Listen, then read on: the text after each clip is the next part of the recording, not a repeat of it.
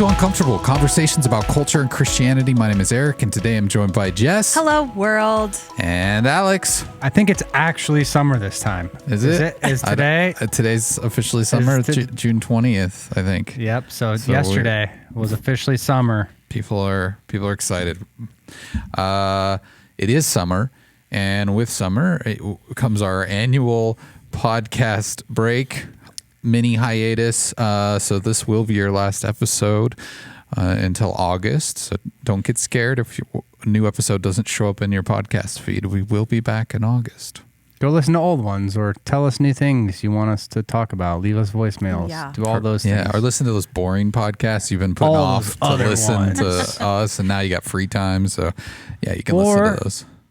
Or okay, we got a third option. If they haven't yet, they could subscribe to our producer's YouTube channel, Woodvice, and they could follow along Instagram, YouTube, all those things. Yeah, that's he'll be putting out content all summer. Yeah, so follow Is that. that true, Austin? Yep. No, he gave us a yes. Shaking his head yes. Yes, okay. Aaron and I can confirm. Make sure you return to us after August, okay? Don't get totally come back lured to in. us. That's at WOODVISE. Yep. There we go. Maybe we can He's get him like, to sponsor move on. it. Yeah. That's great. What are you guys most looking forward to? I love the podcast. It's one of my favorite things to do every week, hang out with you both and get feedback from people. But I do enjoy this time to not be thinking about it and, all that kind of stuff. What are you most looking forward to during the next month or so? I agree. I love spending time with you guys during the week, but it's just nice to have a little bit of a break. Planning on going to the pool with the boys, and I'm looking forward to Brienne is coming. My sister that regularly listens to the podcast lives in Florida, and she's coming to visit for a couple weeks during this time. So looking forward to that and meeting her boyfriend, Tad. She's gonna kill me. She's gonna kill me for saying that, but I just felt like it's it was time right. stamped now. What's up, Tad? Yeah. Tad. What up, Tad? Yeah. TADD. You got the uncomfortable posse coming for you if anything and I'm goes also bad, gonna say, Tad. because I know you guys are super, just love when we get voicemails about Hallmarks, that Hallmark is Christmas in July. Okay. So I'll be catching a few fun. Hallmark movies during July as well. So how about you guys? Alex, Yeah, what are you is the looking pool for? up and running, ready to go? My parents do have a nice pool, above ground pool in their backyard that we'll probably spend some time at. I'll be at Rivercrest next week. I've kind of made that a thing the last few years. They've invited me out to speak. This year, it is Christmas theme, and it does happen to be while I'm there next week, June 25th, which is halfway till Christmas. And also halfway to your birthday. I may mention that a time or two while I'm there. And maybe if you're taking your kids to Rivercrest next week, they could bring me a half birthday present or something like that. I'm always just in case. You are just always plugging. Yeah, that's yeah. good. No, that's been a fun thing because usually one or two of my kids will hang out for a night, and so that's kind of been a June thing. And we'll take a family vacation in July. So yeah, looking forward to that as well. Yeah. Eric, I'm dying to know what you're going to be doing because you're nothing. I'm not doing anything. So that's all. And I'm going to be even doing less because the podcast won't be happening. So that'll be nice. I won't have to think about you that. kind of got all your projects. Yeah, we did. Last year was all the housing projects. Now you get to enjoy them. Sure. Live in that's the joy it. of That's your what I'm housing doing. projects. Yeah, I'm just going to enjoy that. That's it. That's all. Yeah. So we're looking forward to a break, but we're looking forward to coming back and seeing imagining your faces. Can't actually see them, but today it concludes our series that we've been going through on the phases of addiction, and our guest is Brandon Maydew, and he shares his story and his journey from being a pharmacist to an opioid addict and back. So it is a positive note to end this series on, so stay tuned for that. Okay, today we're joined by Brandon Maydew. Thank you for being here. Appreciate it. Tell us a little bit for our listeners why you're here, who you are. We're continuing. This is our final installment in a series on Faces of Addiction. And let us know how you fit into that. Yeah. Well, thanks for having me. Obviously thanks for Dan and Corey for sharing before. It's just kind of good to get a different perspective. And I enjoyed both of those episodes. So, so my name is Brandon Maydew. I'm almost 40. It's kind of crazy to say, but I'm married. I have, 4 kids. I had a very, very good childhood, and that's not hyperbole. Like, I truly had parents who loved me. They were supportive. Just a very, very functional family. I'm really close with my siblings, aunts and uncles. I mean, just truly a great childhood. Both my parents were Christians. Their parents are Christians, both sides. Neither of my parents drank, and I didn't drink either. Not that I, for no particular reason. I just didn't see the need. I had friends in high school that drank and everything, but you want to call them out right now? Name them or not on YouTube? Okay. I don't know what the statute of limitations is for underage drinking. Right. So sorry. No, it's good. Anyway, I didn't drink, didn't do any drugs, obviously. I went to college at South Dakota State University on a swimming scholarship, and then I did pharmacy school after that. It's funny because I like to joke that, if your high school class voted on like the least likely to be an addict, like I'm there. I mean, that is completely me. And I would have voted for myself too. But anyway, went to pharmacy school. And then after pharmacy school, worked at a big chain pharmacy for, a few years. So. Okay. Well, yeah, I mean, given your education, your background, your career as a pharmacist, right? Yeah. That's correct. Like, how did, your experience play into, I mean, you're not fitting the stereotype. We've established this. So how did your experience and your beliefs about drug addicts before your own experience, how did that change? Yeah.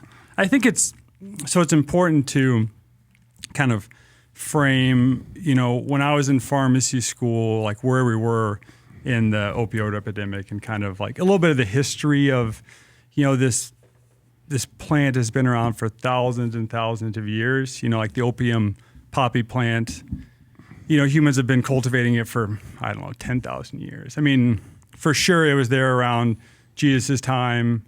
You might have to fact check me on this one, but I was in treatment with a priest who said that the gall, like in Matthew 17, when they mixed the gall with vinegar and they gave it to Jesus, that gall could have been opium, because I think gall means bitter or something. We have to. Maybe Carl Pagencamper can. We'll have a whole nother episode on that. Yeah. But anyway, so this drug has been around forever, right? And, in the opium poppy, you have morphine and codeine. So, I mean, this has been around forever, right? There's a few things kind of going against it, just in the natural form. One thing is so your body has this thing called the first pass effect, where when you ingest something, it goes to your bloodstream and it goes to your liver first, okay? First pass effect. Morphine gets broken down pretty quickly. And so if you take morphine by mouth, I mean, obviously it still works, but it's not near as potent. So, 2 things kind of changed that.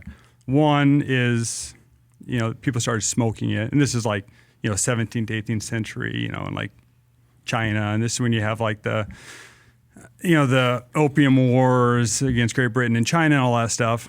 And then another change that happened is in the same time in Europe, they started basically mixing it with alcohol, and they formed this drug called laudanum. And so then you could dose it, right? So if you had a bottle of it, I could carry in my pocket, 20 doses of this is equal to 20 doses of that. I'm going to speed up here, but so then these scientists in Germany, they were able to extract the morphine from the opium. So now you can just get pure morphine. And really the thing that changed is the hypodermic needle. This is like, 1850 or so. So now you have the hypodermic needle, you have morphine, pure morphine. And, during the Civil War, basically, all these soldiers got hooked on morphine. Fast forward after the Civil War, it got really bad in the U.S. I mean, you could the Sears catalog, you could order, a syringe and morphine. So then basically the early 20th century, the U.S. decided to crack down on all this. So there's they passed all these laws, like the Pure Food and Drug Law, the Harrison Narcotic Act of 1914. I mean, just all these things. And it basically stopped opium. It stopped morphine. I mean, all of it basically instantly stopped it. So you could still legally prescribe it, but you could not prescribe it to an addict. So then for the next, let's call it 80 years, opiates were basically just for acute pain, you get your Percocet when you get your wisdom teeth out, or you break your bone, they give you a hydrocodone or whatever. Or it's for cancer pain or hospice, end of life. And that's it. I mean, that's really the only time you use it. So, drugs are being diverted, but I mean, not really. When people talk about opioid addiction, in the 60s, 70s, 80s, and 90s, it's mainly heroin. And these are the people, I thought is someone on the streets, right? They're homeless. They've made poor choices in their life. They're a heroin addict. And that's what opioid addiction really was. Then basically late 90s, early 2000s, you had OxyContin. I'm sure you might have heard about that, So Purdue Pharma, there's a really good book on this called The Empire of Pain by Patrick O'Keefe, I think is the guy's name. Anyway, it just kind of talks about all this. But basically, they decided to market a new drug. I mean, it's been around since oxycodone had been around since 1915 or something. But basically, they packaged it in a form where it's slowly released over 12 hours. And they didn't want it to be just for cancer patients anymore. They wanted it to be for everybody. Chronic pain. And so this is when I'm going to pharmacy school. And this is kind of, OxyContin is around. It's not bad. The opioid epidemic is not bad. But they're pushing all these things. So I was taught that pain is the fifth sense. And, when you're in a hospital, you ask every single patient what's their pain scale, and if they're, a 6, you give them something for pain. So opiates for chronic pain became a thing. So anyway, this is kind of when I was in my schooling, is when that happened. When I first started practicing as a pharmacist is when the diversion was getting really, that's when it was getting really, really, really bad. But anyway, I guess all that to say, when I was in pharmacy school and I was learning about it, opioid addiction meant heroin addicts. So that was kind of my preconceived notions, basically, of, what an opioid addict was. And I think even as you're talking, and I'm reflecting on our last 2 episodes we've had with Dan and Corey, one thing that I feel like we hear over and over again is that addiction is something that doesn't discriminate. We can have stereotypes or we can have a certain preconceived notion, but it really doesn't discriminate against someone's lifestyle or their education or anything like that. But would you talk a little bit about how your addiction to opioids began, even despite your education and your job? Yeah. It's a great point you make. It for sure does not discriminate. Different people have different risk factors, obviously, so there's certain subsets of the population that if they have these risk factors, if they were introduced to drugs at a young age, that's a risk factor. If their parents had a positive view of drugs and alcohol, that's their risk factor. So, there's obviously risk factors. But anyway, for me, it all started when I was in pharmacy school. I must have been my 3rd year of pharmacy school, and I had this summer friend. I was over at his house, and I drank, recreationally at that time. And he asked me, he said, hey, he got his tooth taken out and he had some hydrocodone. He's like, hey, you want to try it? And I don't know why I said yes, but I did.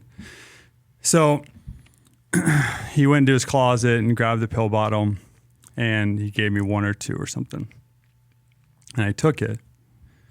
And the feeling I got is kind of indescribable. I mean, it's just the best feeling I've ever experienced. I mean, it's just kind of this warm rush. You kind of feel invincible, but you don't feel anything. It's just pure euphoria. And I had a few thoughts went through my head at that time. One was, I want more of this. And later that night, I basically sneaked back into his room and got more, which is, anyway. And the other thing is, the thought I had going through my head is, I'm probably in the wrong profession, right? Mm-hmm. I mean, I'm doing a job where I get to dole these pills out and I'm going to be around them my whole career. And that's probably not going to be good. After that point, basically didn't really use any more after that point. I mean, maybe if, like a friend's dad had some, maybe a handful of times. Then I was working inner city Milwaukee. I was working overnights and I was like cleaning up like this area of the pharmacy and there was a pill back there. And it wasn't even opiate. It was like this little pill called phentermine. It's like a appetite suppressant, basically. It is controlled, but it's not like, anyway. And I decided, hey, this is not inventory. Like, no one's ever going to know if I take this. And I took it. And, they talk about the slippery slope. I mean, that was the start of it, right? Like, I took it, nothing happened, right? Like, you don't get in trouble, no one sees you. Then, I don't know, a little while later, I was training for like a half marathon, kind of hurt my leg a little bit, decided to take this time I took an opiate from work. And, that was another step down that slippery slope. And remember at this time, in pharmacy, 2010, 2011, the amount of pills that are going out of pharmacies, the amount of opiates, it's just, I mean, you cannot imagine how many thousands and thousands of pills we had going out of our pharmacy every single day. And so, I knew I could take some from the inventory and not get caught, at least right away, right? And again, I was able to do that for a few years before anyone knew anything about it. So then, how did your addiction come to light? Like, how did you get caught? Essentially, at work, I'm assuming that happened. Yeah. So it's November 11th, 2013. That's a very, very bad day, but also it's a good day. That's like my sobriety date, even though. That was basically the last day I used drugs, but I call that my sobriety date just because. Anyway, so I had moved from Milwaukee to a small town in Oklahoma.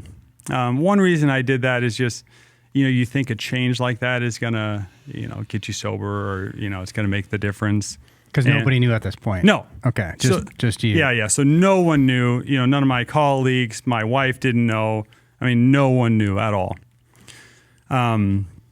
So I moved to Oklahoma, and so in Oklahoma, it's a lot smaller pharmacy, a lot less pills going out the door every day, but my tolerance had gone up and up and up.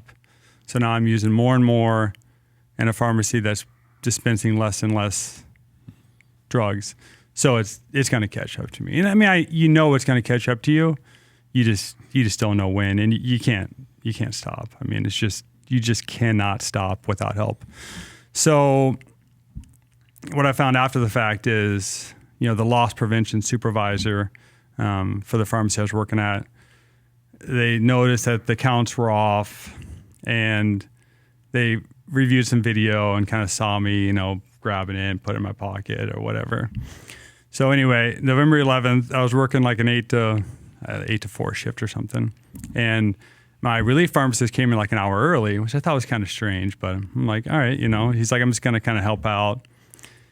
And then the store manager called me to the front office, and I walk into the front office and the loss prevention supervisor's there. And I'd never met the guy, but he was there. And he basically said, we know what you're doing.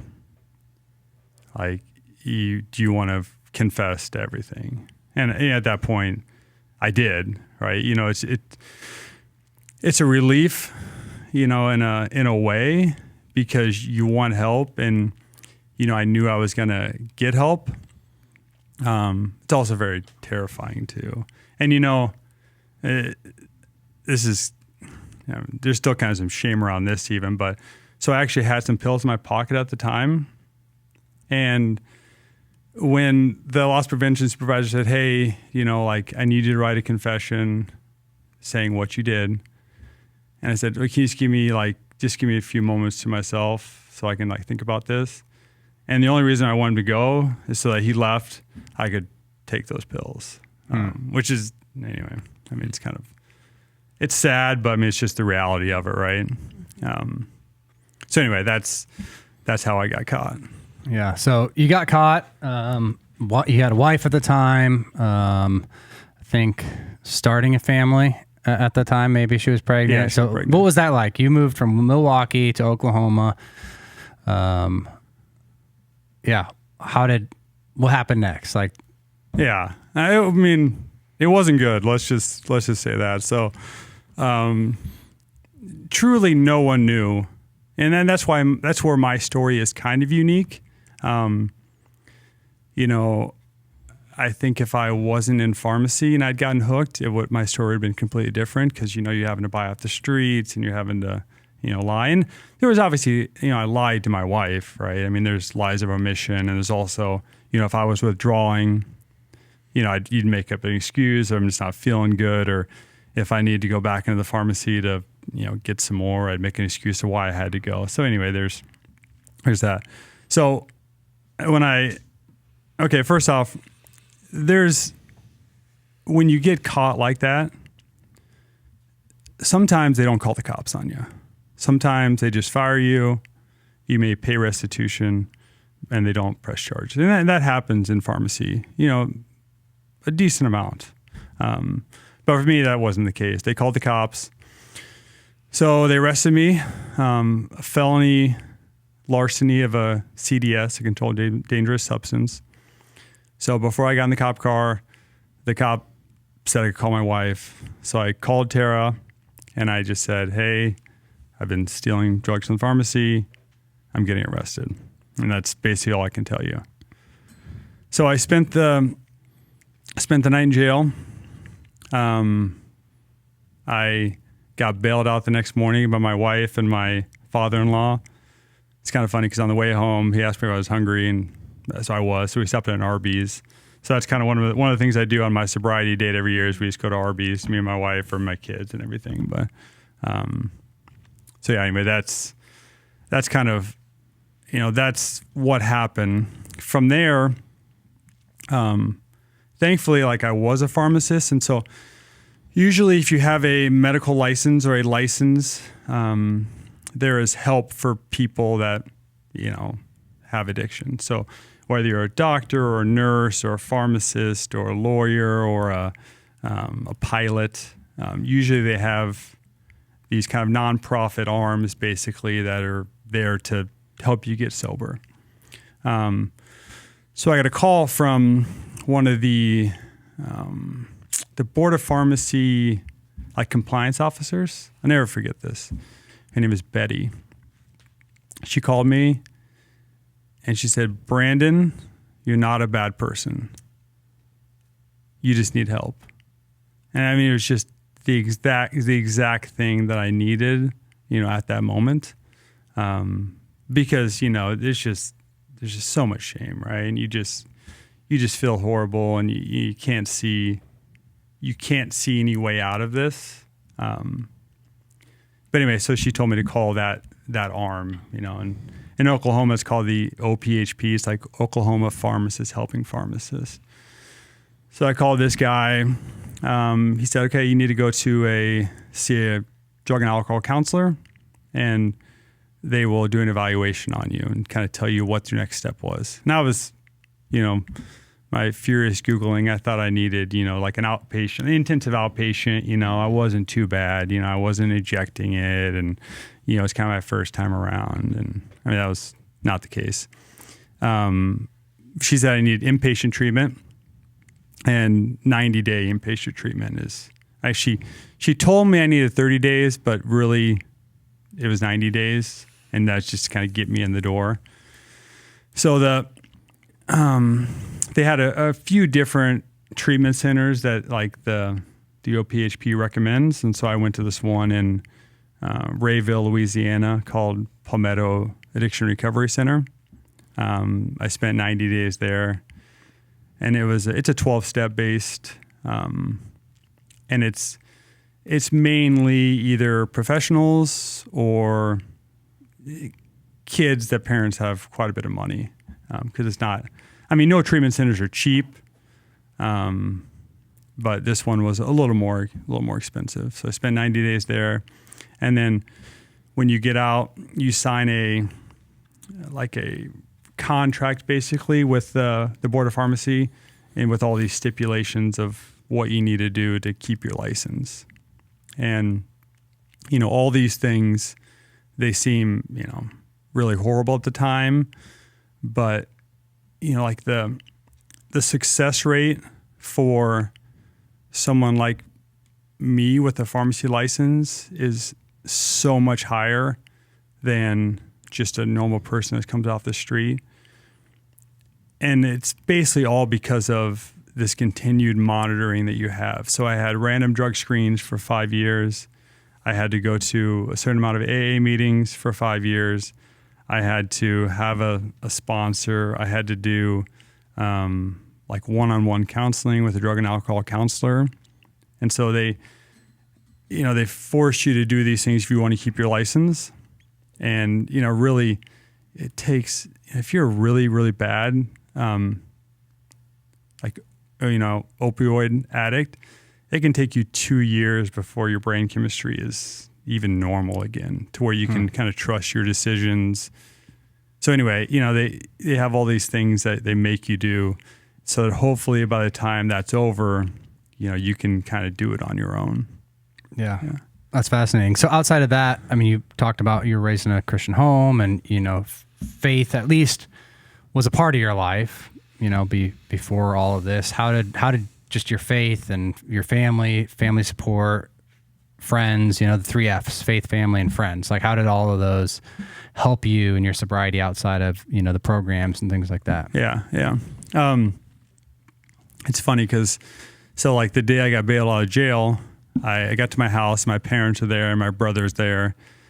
And I remember my dad, he just said, all you need is Jesus.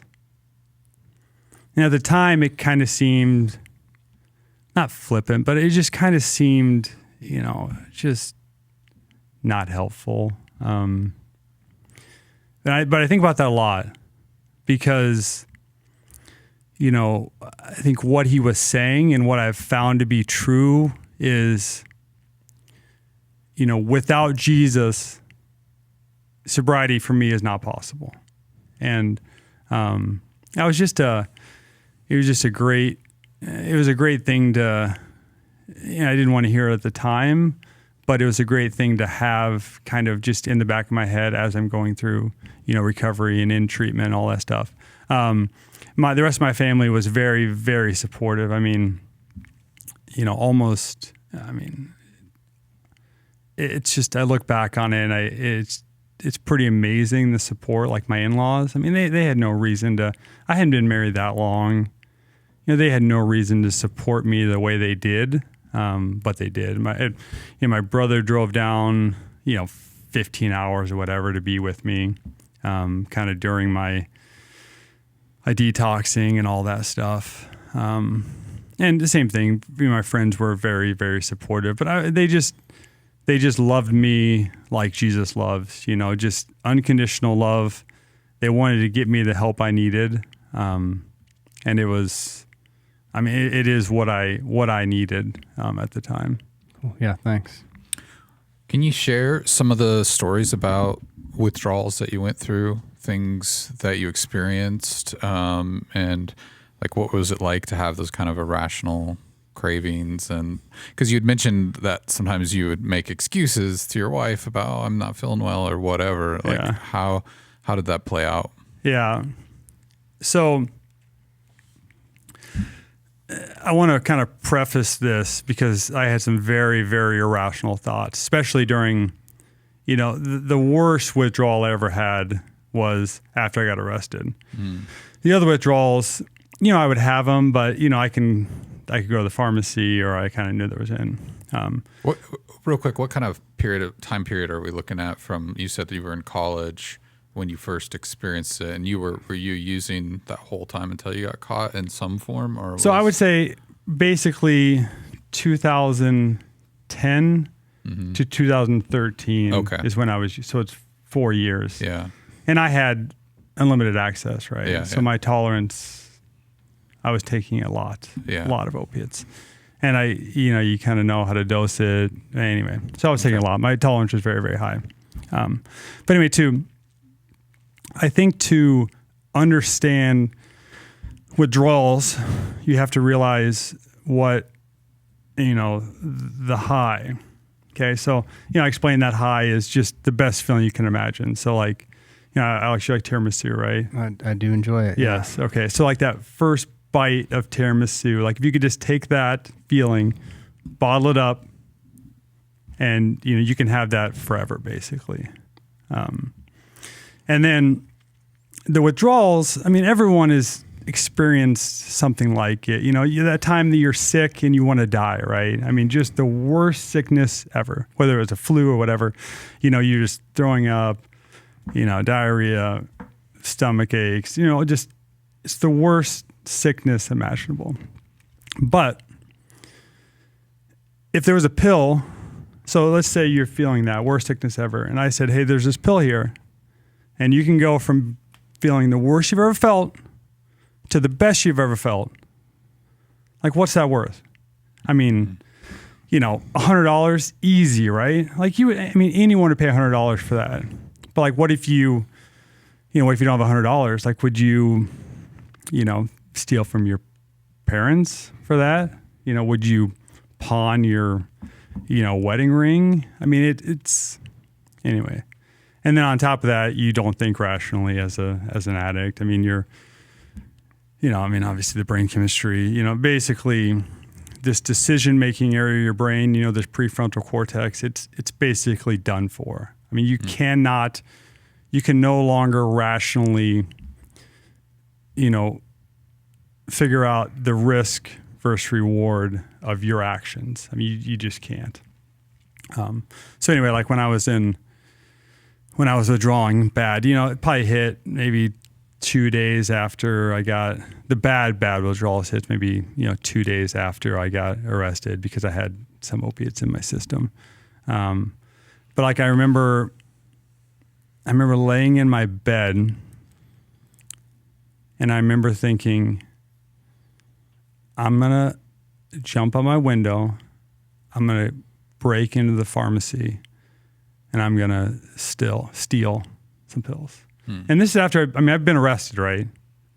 It's not like, I had tons and tons of legal issues already going over my head, and I was still having those thoughts.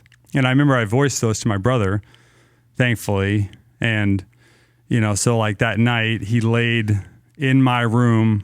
I was relegated to the guest bedroom, but he laid like on the floor in front of my door, just to, kind of prevent me from doing stupid things. But it was bad. Do not wish that on anyone. Yeah, it's crazy. Because I think and I think that description is, people don't understand. Like, you have the worst sickness you've ever felt. Like I've never felt that kind of withdrawals, but I can identify with. I've been really, really sick, and like I will do anything right now to feel better. Yeah. But to know, okay, I could get access to it, or I know who I could call, or what's that worth to you? I think is just very difficult for somebody maybe who hasn't been there with an opioid addiction or a controlled substance to try to understand, okay, this is why people go to these crazy lengths and that you're not thinking right and you can't think rationally. I think that's all really helpful. Was the change pretty instantaneous then when you'd finally get access to it? Like it's really fast. Yeah. Well, what's amazing is actually like before you actually even take the pill. So like even if you just have that pill in your hand, your body already starts releasing that dopamine. I mean, you don't even have to. So, I mean, you instantly, if you have that pill, or like if I would walk into the pharmacy, you'd instantly start feeling better before you even take it. Yeah. And it is. And now, of course, when you're deep in your addiction, when you do take those pills, you don't get that high like the first time, but you're still chasing that. I mean, that's the feeling that you're still chasing, is that, that euphoria that you got at the beginning, basically. But you'd say your story differs than a lot of other stories because of your access, right? You were probably tempted to be like, I'm going to go try heroin this weekend because, Yeah. And I think this might be a good time to, when I got arrested, this was kind of right when the crackdown of the kind of the first wave of the opioid epidemic was happening. So, basically doctors and the FDA was getting serious about cracking down on how much, we were prescribing these medications. So what happened was people turned to heroin because if you could no longer get access to it. And most of these pill mills, you would go to this pain clinic. There's someone out there that says, hey, if you go in there, you get a script from this doctor, you take it to the pharmacy, I'll pay you X dollars per pill.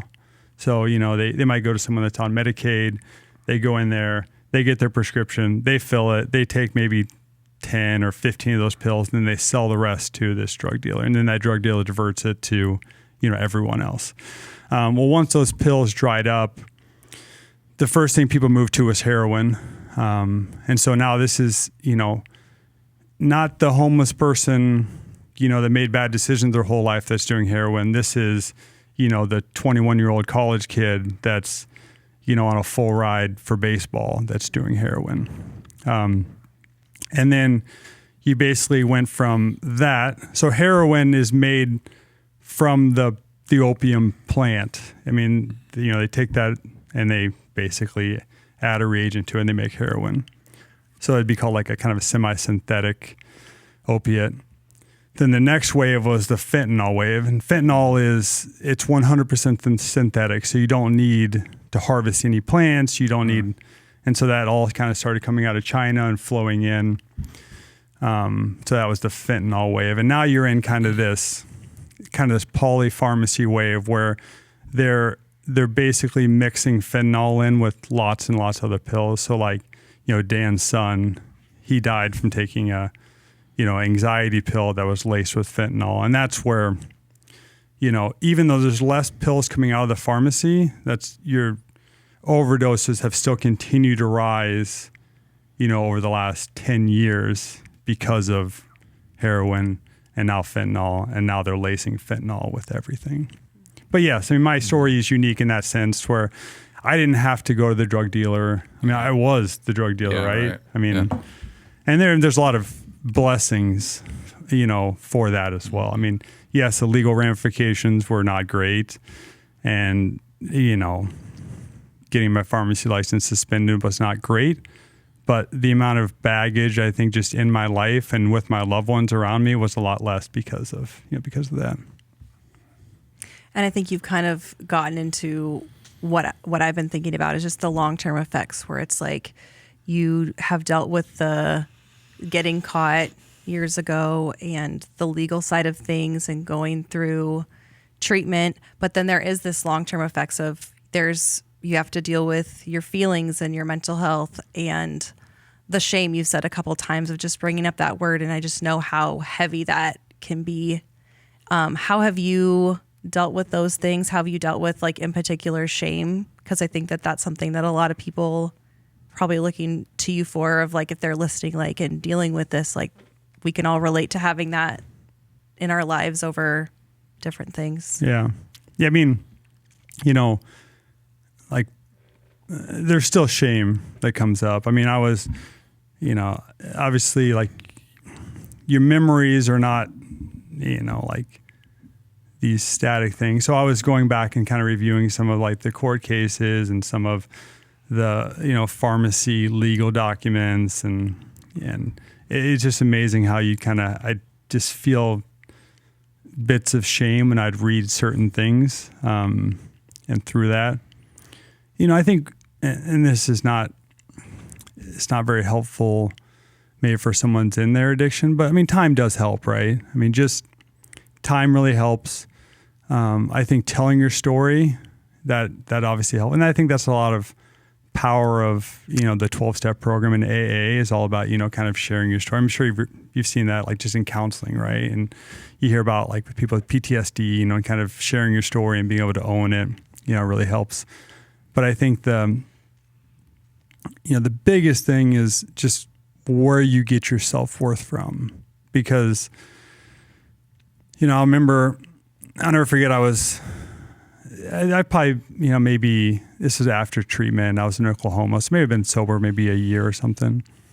And I got sent a text of a screenshot of a text thread. And it's from all these pharmacists back in Milwaukee. And so, I got caught in Oklahoma. So the people in Milwaukee, they wouldn't have known about it. It's not like, I'm not that important, right? But one of the pharmacists had Googled my name and saw my screenshot. And then there's just kind of text of, hey, look what Brandon did and all that stuff. And the person that sent it to me, like, they weren't doing it to shame me. They were doing it just to say, like, hey, like, people know, I guess. But anyway, I was on my roof and I was cleaning my gutters.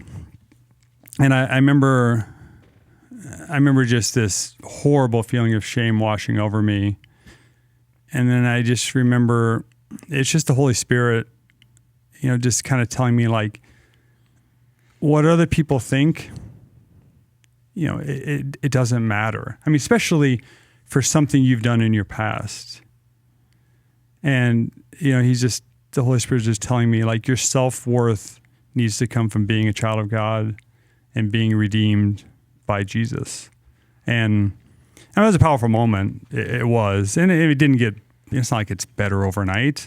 But it's just kind of one of the things I try to kind of cling to if those feelings do pop up.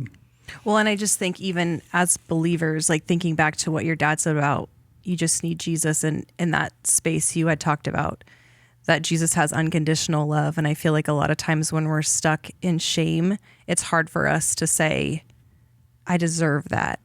And just to bring that into our space, how have you kind of, has that ever, like, been processed, or, like, have you thought about, like, how does that unconditional love, like, cover your shame? Yeah. I mean, I did, I don't know, this has been years back, but I did one of the Easter stories or whatever. And I talked about the story of the prodigal son, and just that, I think that it's just a very apt parable for me.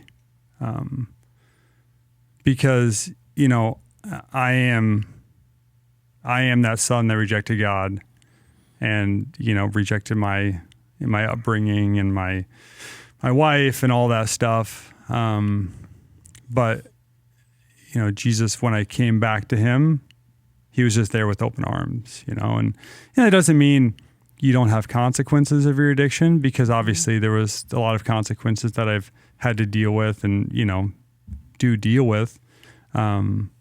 But he still loves me the same, no matter what, I guess, has happened in my life. Yeah. That's really good. Thanks for sharing that. Mm-hmm. Thinking back to when we first started of just talking about stereotypes and misconceptions, how has that changed through your journey? Like, what's your perspective now on that? It's kind of neat because So my treatment center I went to was more affluent, type of treatment. I mean, it's not like, these commercials you see of like Malibu Passage where you're like on the beach, or it's nothing like that. I mean, I'm in the middle of nowhere, Louisiana, and I'm making my own bed and doing my grocery shopping and cooking for myself. But, I got to see, there was anesthesiologists, there was, dentists that owned, 100 practices. There was CEO. Just you name it, right, in this treatment center. And then through my legal challenges, I got into drug court, which is what Tyler, he went through that drug court as well.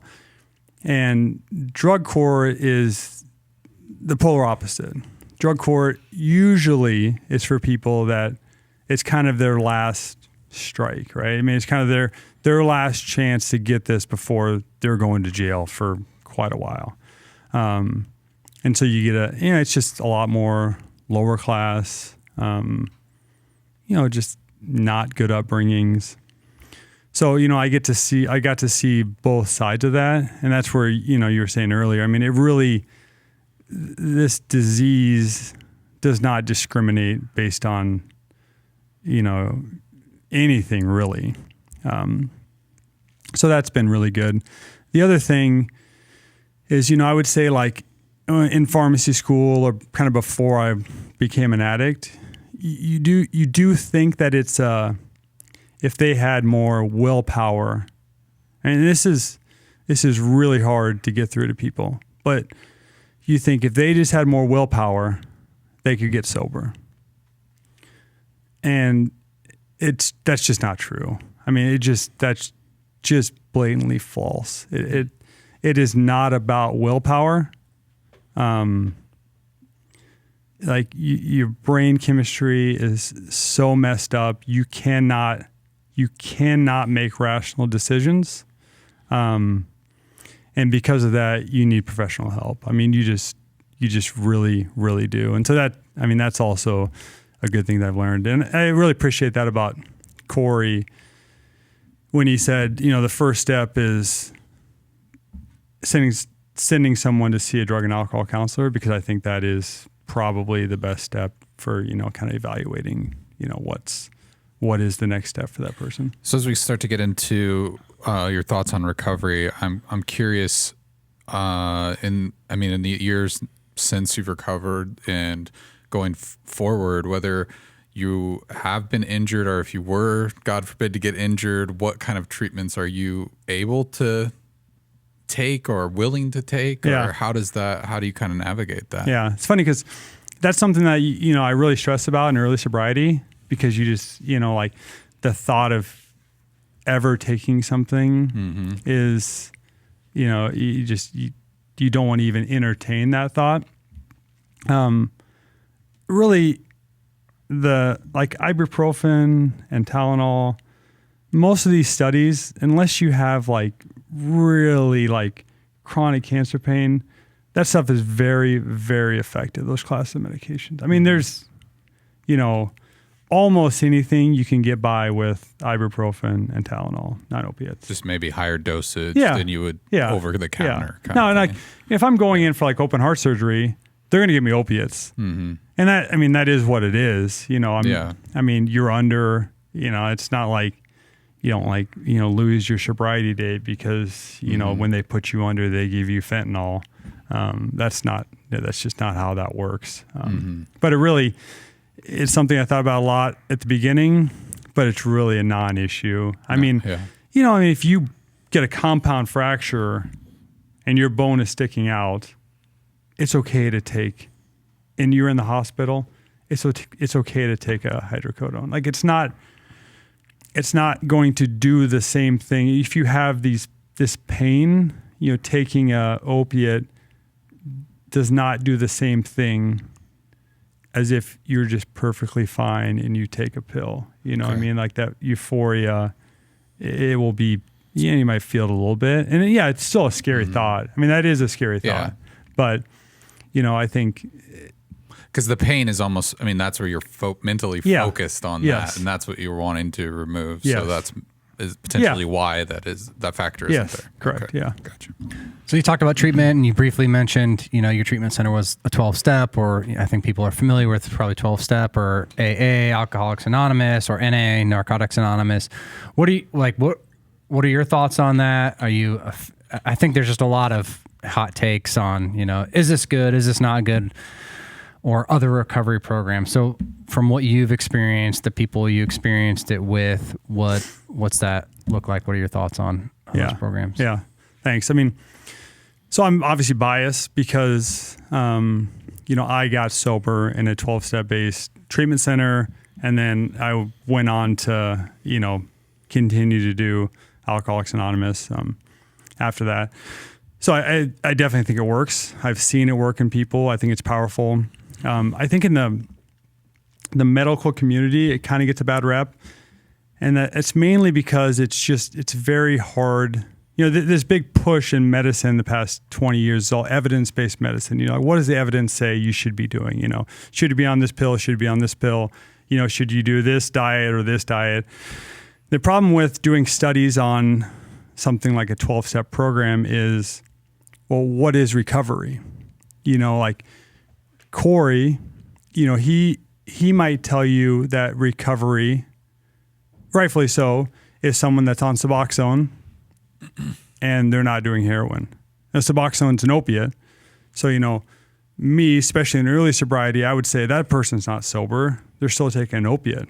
So someone like on like AOC, he does medicated assisted treatment. Yeah, exactly. Yeah. Yes. So, he would say, and I mean, I'm not saying it's not, but, they would say, okay, that is recovery. Mm-hmm. Someone that's they're still on opiate, they're taking methadone every day, but they're not taking heroin. And so that's recovery.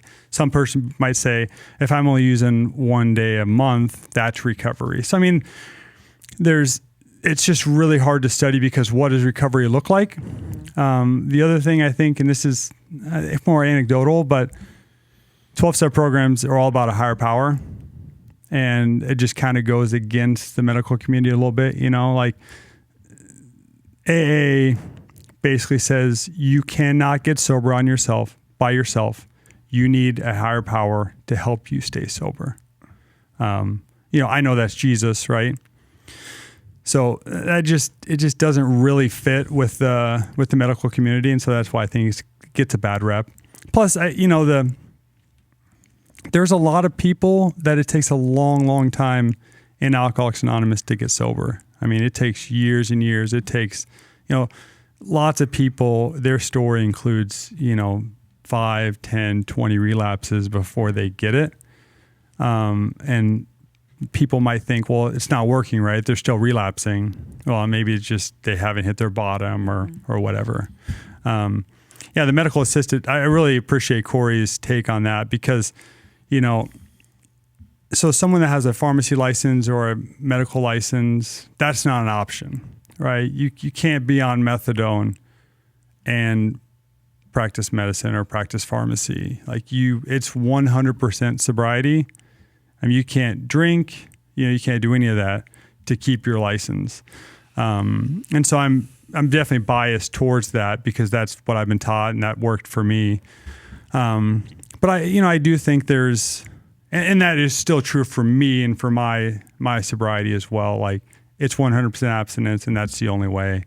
But there's other people out there that have different stories and have different struggles. I remember, and I actually just thought about this recently, but there was a lady that came in my pharmacy and she was buying Suboxone, and Suboxone, it's at the time it was a pretty expensive medication, maybe $15 a pill. And she'd come in, she'd buy 2 or 3 pills at a time because that's all she could afford. And, she told me, she's like, this is the only way that I can keep my kid and not shoot up heroin. And I mean, maybe that is recovery for her, she's not doing heroin and she gets to keep her kid and she has a full-time job. So, I mean, my beliefs definitely are changing kind of as you get through, just as time moves on. But I do think Alcoholics Anonymous and 12-step program are very, very powerful. Yeah. I think Dan shared a lot from his perspective, and obviously I think your story's a little more hopeful, you're around and we get to talk to you about it. But he shared some of his thoughts on, and Corey did as well, on how families can support, some best practices to support somebody that's maybe in the middle of addiction or, fighting through it, in a relapse, whatever, but an addict. And maybe what would you say are some of the best ways to support, and would you caution, or, hey, you might think you're helping, but it's actually hurting? Yeah. You can talk about both of those. Yeah, I think people need to remember, if you have a loved one that's in their addiction, is you cannot trust them. I mean, you just can't. They have not earned that trust. You can't trust them. They're going to lie. And it's a harsh reality, but that's just a reality. But there's, obviously there's ways to support them. I think maybe I would land somewhere, I was going to say between kind of maybe, and this is also kind of talking a little bit about enabling too, but somewhere maybe a little between Dan and Corey. I think supporting that person means when they are ready for help, you're all in on helping them. And so maybe that is, I think the first step is you have them go and they get evaluated, and then you follow the advice of that professional. And I think that's probably a good thing to do. Is you can't trust them, and you probably really can't trust yourself as the loved one to make the right decisions for that person. And really, you should kind of get someone else in the middle to make those for you, because it's just, I have kids. they're not grown, but I know that love that I have for my child, and I can see how that would get in the way of really what is best for that person. And so that's why I think, that's why treatment or inpatient treatment is so good, is because,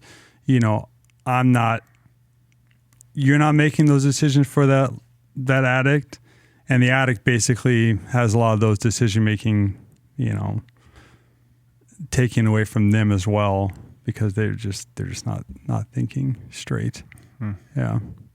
And what would you say to someone who, that's just not, like, that maybe isn't an option, like financially? I think it's some people are dealing with that and they can't afford to do that. Are there alternatives to it, or help? Is there assistance, like government assistance?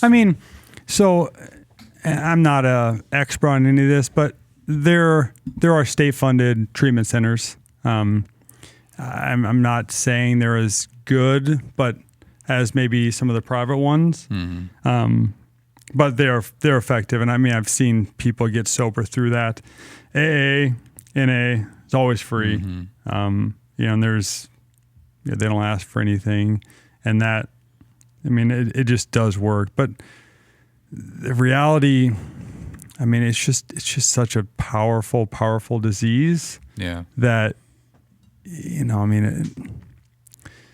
someone has to want to get help, and then if they're ready to get help, I think you need to point them in the right direction. So yeah, if you can't afford to, Corey said $25, they'll give you an evaluation. Mm. I think that's, I understand $25 is $25, but that's something that probably you could scrounge up for a loved one. And then I think, like a lot of the programs he's doing, it's probably, assuming if you're on Medicaid or, you don't have the financial means, there are ways to get help. Yeah.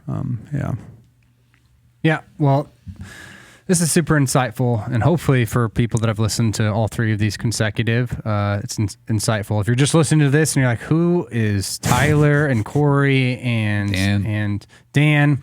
We've been talking about this for the last 3 weeks and sharing some more stories and perspective, which I think is great. And yeah, Brandon, we're grateful for you taking time to share your story. And anything else you want to just add, maybe we missed or skipped over, that you're like, I need to make sure that you're kind of the season finale of this, the last word. Yeah, no, nothing. Just thanks again for having me on there. I'm just grateful to share my story, and yeah.